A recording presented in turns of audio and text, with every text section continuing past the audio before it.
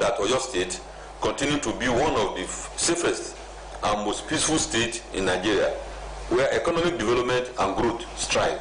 Unveiling the strategic action plan of the State Police Command under his watch, CP Haruna said the command will be consolidating on the already existing security modalities to further accommodate more actionable tools in a bid to clamp down on criminal elements in Oyo State. He highlighted among the action plan as including maintaining strict discipline at all levels of the command, respect for the rule of law and the rights of citizens, as well as community policing engagements. Capacity building for police officers through training and retraining, advanced intelligence and technology drive policing, increasing layers of supervision for our officers, consolidating on inclusive policing strategy with emphasis on community engagement. The new police commissioner in Oyo State, Oluyole Haruna, was until the new appointment the Deputy Commissioner of Police, DCP Force Intelligence Bureau, Adebayo Abdurrafi, BCOS News. In the meantime, the Oyo State Police Command has apprehended a 4-man gang of hijackers involved in the criminal diversion of a truckload of salt. The new Commissioner of Police in the state, Oluyole Haruna, made this known to the press at the command headquarters in Oluyole, Ibadan. Adebayo Abdurrafi again has the details.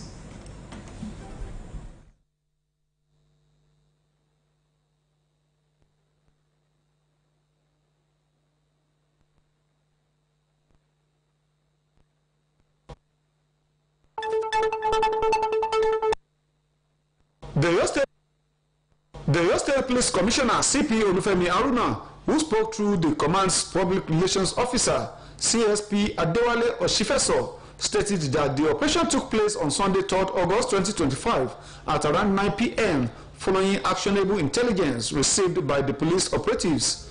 He disclosed that prompt response to the credible leads led the officers of the command to apprehend the suspects at a popular hotel in Gbagi area of Ibadan. According to him, the individuals arrested included Musiba Rahuf, male, aged 34, of Okiola area of Akpomu, Osun State; Surajuddin Olamoyegun, male, aged 40, residing at Akinbade area of Gbagi, Ibadan. Others are Abiodun Oyeyemi, male, aged 40, who resides at Ifedapo, Akinbade area of Gbagi, Ibadan, and Karim Sulia, female, aged 38, from Okebo area of Oyo Town. CSP Oshifeso disclosed that during the arrest, one unregistered yellow Volvo truck containing 654 bags of salt, each weighing 20 kilograms, was recovered from the suspects, stressing that the suspects have since confessed to their involvement in the hijacking and diversion of the goods. On the 3rd of August 2025 at about 21:00 hours, the command monitoring units intercepted a gang of 4 members that had hijacked an unregistered truck filled with about 654 bags of 20 kilograms salt.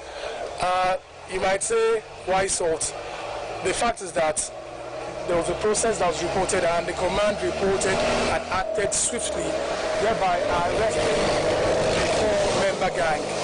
At this point, I can confirm that investigations have commenced and they will be prosecuted upon conclusion of the investigation. He restated the commitment of the Oyo State Police Command to ensuring the safety and security of citizens, adding that the command will continue its efforts to track down other members of the gang, while appreciating the cooperation of the community in providing information that led to the arrest of the criminals. CSP Oshifeso reassures the citizens of the command's unwavering dedication to fighting crime in the state.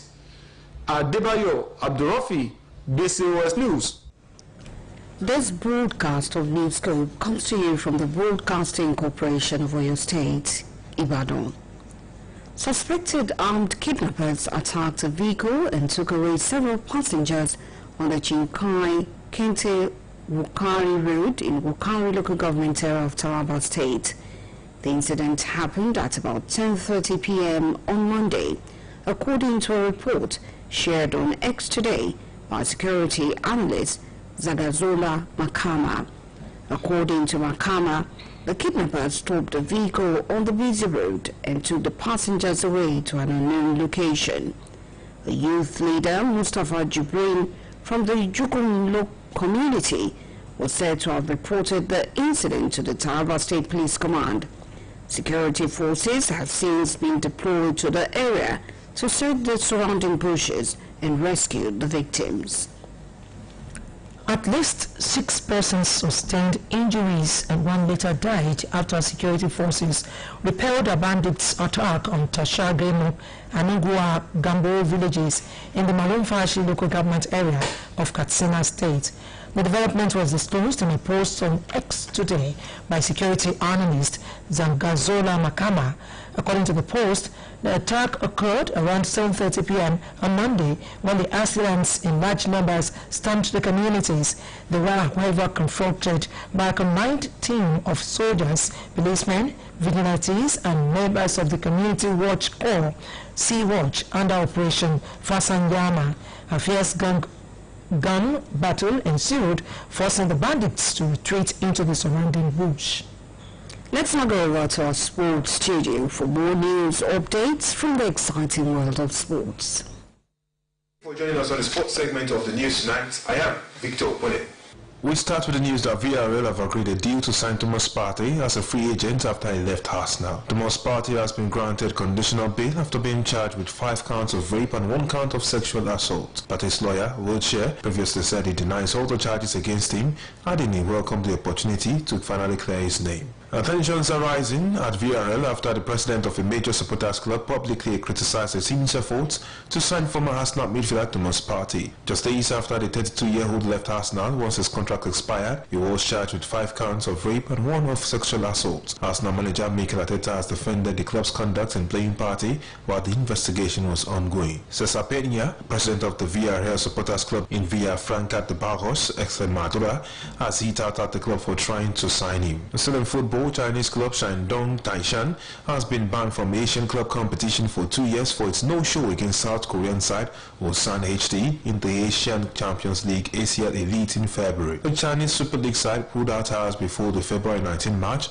blaming serious physical discomfort of players and saying they were unable to form a team. The Asian Football Confederation's Disciplinary and Ethics Committee said Shandong would not be able to play in the AFC's club competitions up to and including the 2026 and 2027 season editions and fined the club $50,000. It also ordered Shandong to return a participation fee of $600,000 and a performance bonus of $200,000 to the AFC, along with compensation of $40,000 to Ulsan in respect of damages and losses claimed by the South Korean club. Shandong's pullout came days after the club said it had banned supporters for inappropriate behavior during a home ACL match against South Korean team Gwangju after fans in the crowd displayed images of South Korea's last military dictator Chun Do-hwan. And as we wrap up, 6 months before the start of the Winter Olympics, Italian organizers say that after years of ups and downs, they are on schedule. According to Andrea Vania, the Chief Executive Officer of Milan Cortina 2026 Olympic and Paralympic Organizing Committee,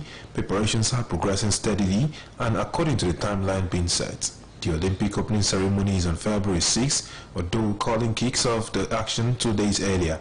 The Paralympics open a month later on March 6, although calling again breaks the ice 2 days beforehand. The public company responsible for delivering the Olympic facilities last week promised that all the planned sports construction projects will be completed before the start of the Olympics. Organizers have made a point of delivering a low-cost Winter Games after recent extravagancies. The Games are using a host of existing venues, emphasizing the point by holding the closing ceremony in the almost 2,000-year-old Roman amphitheater in Verona. And with that, it's a wrap on the sports segment of the news. Thank you for joining.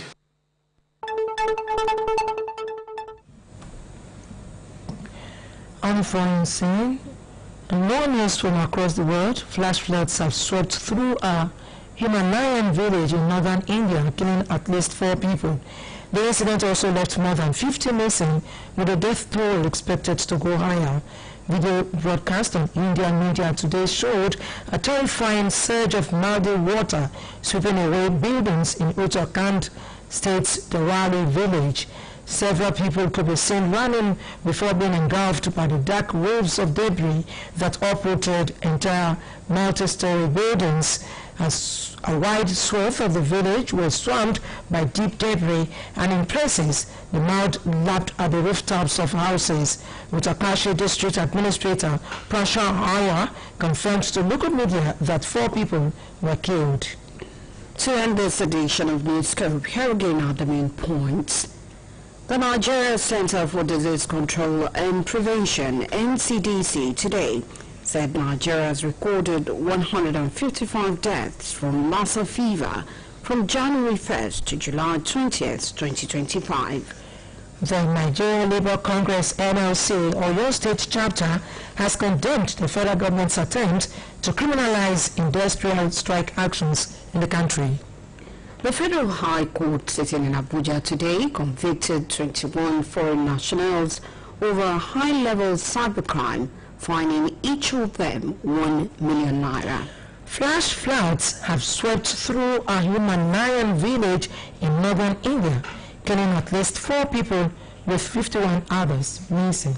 And that's all from Newscope Desk for now. It was packaged by Tola Teriba and delivered by Josephine Oluwabumi. Good evening. I am Jamila Eligbide. Thank you for listening, and don't forget to tune in for the Yoruba version at 8 p.m. Good evening.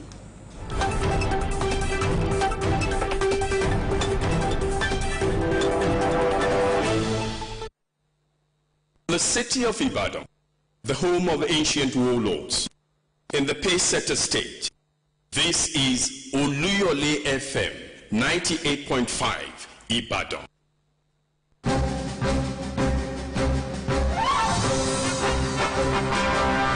Wọ́ọ̀kù lọ́rọ̀ ọ̀nà pẹ̀sẹ̀ láti kéde nílé akéde tòyó ni ó nílò kó o ṣe mọ́ dára rẹ̀ láàmú sọ pé òun wọkọ̀ bọ̀ wá sílé akéde lóríta Basọ̀run nílùú Ìbàdàn mọ́ pàápàá jùlọ láti ṣe ìkéde yẹn polówó ọjà yẹn tàbí fi tọ́tọ́ tó sì yẹ tó àwọn aráàlú létí bóyá nípa àpàdé nípa àsọjí àbí nǹkan kan àbómi ìtẹ́bálẹ̀ fẹ́ ṣe ẹ torí agbágbé àgbáyé kí ẹ náà tẹ́ fẹ́ ṣe hàn wá 09158703300 lórí agbágbé kí ló ń ṣẹlẹ̀ WhatsApp nọ́mbà ìkànnà àmọ́ ni ọ̀rọ̀ pẹ̀sẹ̀ stress-free courtesy BCOS. You don't have to stress yourself coming down to Ile Akede Orita Basọ̀run Ibadan again to make that announcement or place that advert. Book online, personal paid announcements, obituaries or in memoriam, annual conventions, workshops, crusades, social diaries, inter-house sport competitions, musical shows or concerts, and other promotions. Very simple. Go online to book for transmission on BCS radio channels or BCS TV, or simply call 091 5870 3300 or WhatsApp on the same number 091 5870 3300. BCOS, a media giant in a class of its own.